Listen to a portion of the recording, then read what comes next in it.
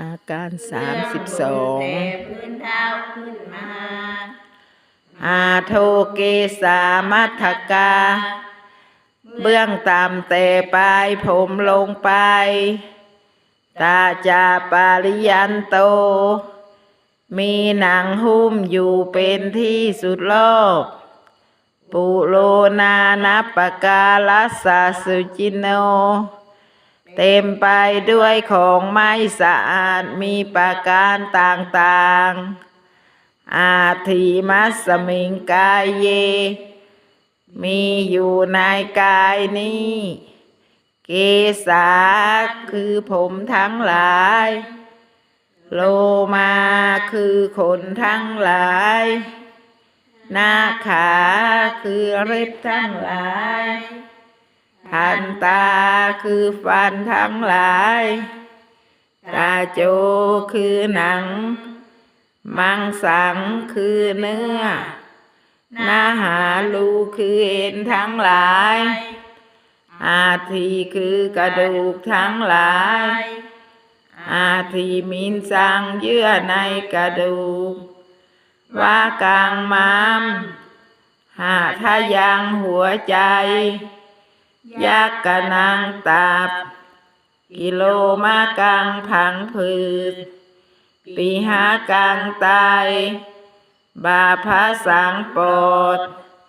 อันตังไส้ใหญ่อันตะกุนังไส้น้อยอุทาลิยังอาหารใหม่กาลิสังอาหารเก่ามัทธเกมัทธลุงคังเยื่อในสมองศีรษะปีตังน้ำดีเสียมหาน้ำสะเลบูโพน้ำเหลืองโลหิตังน้ำเลือดเสโทน้ำเหงื่อเมโทน้ำมันข้นอาสุน้ำตาวาสาน้ำมันเหลวเคโลน้ำลายสิงคานิกาน้ำมูกลาสิกาน้ำไขข้อมุตังน้ำมูกเอวะมะยังเมกายโยกายของเรามีอย่างนี้อุทังปาทัสสลาเบื้องบนแต่พื้นเท้าขึ้นมาอาทุเกสามัทธกาเบื้องต่ำแต่ปลายผมลงไปตาจะปาริยันโตมีหนังหุ้มอยู่เป็นที่สุดรอบ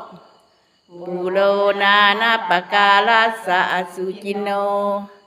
เต็มไปด้วยของไม่สะอาดมีประการต่างๆอย่างนี้แลกิโตโหมิทุกโขโหมิอาเวโรโหมิอาพยาปัสโสโหมิอานิโกโหมิสุขีอัตนังปริ